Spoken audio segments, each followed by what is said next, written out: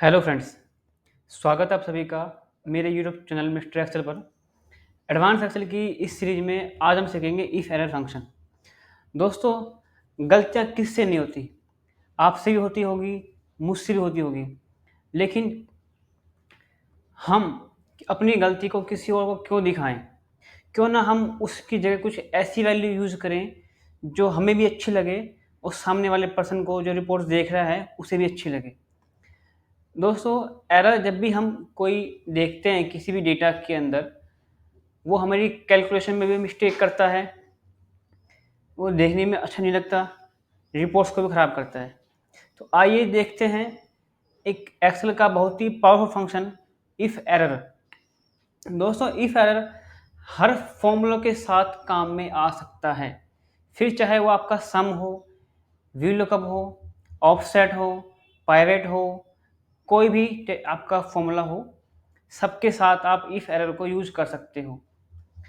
अभी हम मेरे पास ये डेटा है छोटा सा, जिसमें आइटम नेम, क्वांटिटी और रेट मैंने लिया हुआ है। यहाँ मैं अमाउंट निकालूंगा। तो यहाँ सिंपल सा है, बिना फॉर्मूलों के मैंने ये सेल लिया, मल्टीप्लाई किया रेट से, जस्ट मैंने एंटर किया। अब मैं इस फॉर्मूला को जब यहाँ पर ड्रैग करता हूँ तो यहाँ पे मुझे एरर दिया है इसने। क्यों? क्योंकि यहाँ पे मैंने कीबोर्ड की जो क्वांटिटी है उसमें मैंने डैश लिख दिया। अकाउंटिंग फील्ड में डैश का मतलब जीरो होता है, हम इसको यूज़ कर सकते हैं फॉर्मेटिंग से। उसके बाद यहाँ मैंने लिख दिया 10, टेक्स्ट में लिख दिया, तो ये टेक्स्ट को मल्टीप्लाई नहीं करता। तो यहाँ पर हम इफ़ एरर यूज़ करके देखेंगे। इफ़ एरर में यहाँ हमने यूज़ किया इफ़ एरर। अब ये पूछता है वैल्यू। वैल्यू जो है मेरा ये फॉर्मूला हो गया है, जो आपका फॉर्मूला है वो आपकी वैल्यू रहेगी। Value if error. If error में कि अगर मुझे इस फॉर्मूला में कोई भी एरर दिखाता है तो मुझे यहाँ पे क्या लेके आना है। यहाँ मैं दो चीज़ें कर सकता हूँ। फर्स्ट, यहाँ मैंने इन्वर्टेड कॉमा में टेक्स्ट लिख दिया, जस्ट इन केस मैंने लिख दिया values are not correct. Inverted comma बंद किया मैंने, ब्रैकेट क्लोज किया। यहाँ मैंने जैसे ही मैं इसको ड्रैग करता हूँ, जहाँ पर मुझे ये एरर दिखाएगा वहाँ मुझे ये लिख देगा value are not correct. But अगर मैं यहाँ पे इसका टोटल करता हूँ तो मुझे ओनली इन्हीं वैल्यूज़ का टोटल दिखाएगा, बाकी का नहीं दिखाएगा। दूसरा, इसकी जगह मैं कोई एक वैल्यू पुट कर सकता हूँ, जैसे कि जीरो। कि अगर कोई वैल्यू आती है तो मैं यहाँ पे जीरो काउंट कर दूंगा। उसके बाद जैसे ही मैं इसको यहाँ पे ड्रैग करूँगा तो यहाँ मुझे यहाँ पे जीरो शो कर देगा। आइए देखते हैं दूसरे एग्जाम्पल के साथ कि कैसे काम करता है। यहाँ पर मेरे पास एक डेटा है जिसमें स्टूडेंट्स के रोल नंबर और नाम है। यहाँ मैंने एक नंबर ले लिया 10043। अब 3 में यहाँ मैं लगाता हूँ V lookup.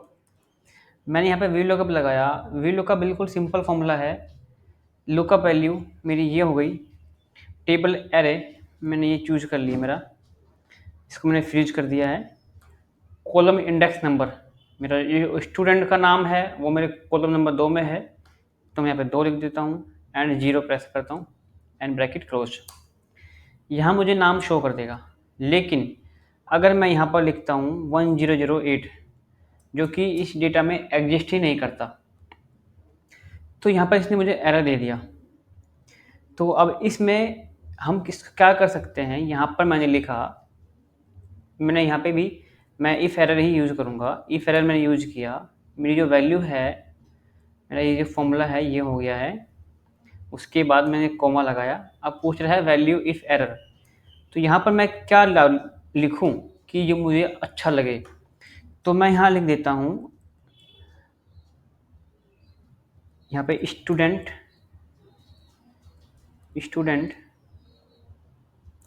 Roll number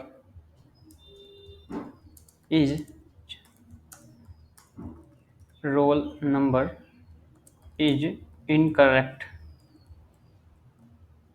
bracket close. ये मैं लिख दिया।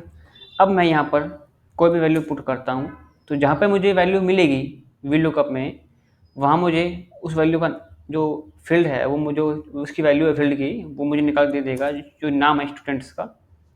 लेकिन अगर मैं यहाँ पर कुछ और वैल्यू डालता हूँ तो मुझे दिखाएगा student roll number is incorrect. यहाँ पर आप ये भी लिख सकते हो, अगर आपका डेटा सेल्स का है तो ये लिख सकते हो value not found, value not found. यहाँ पर आप देख सकते हो। आशा करता हूँ इफ़ एरर फंक्शन को आप बेहतर तरीके से समझ पाए होंगे। ऐसे ही बेहतरीन वीडियोज़ के लिए मेरी वीडियो को लाइक करिए, चैनल को सब्सक्राइब करिए एंड बेल आइकन पर क्लिक करके नोटिफिकेशन को ऑन कर लीजिए ताकि मेरी लेटेस्ट वीडियो आप तक सबसे पहले पहुँचे। धन्यवाद।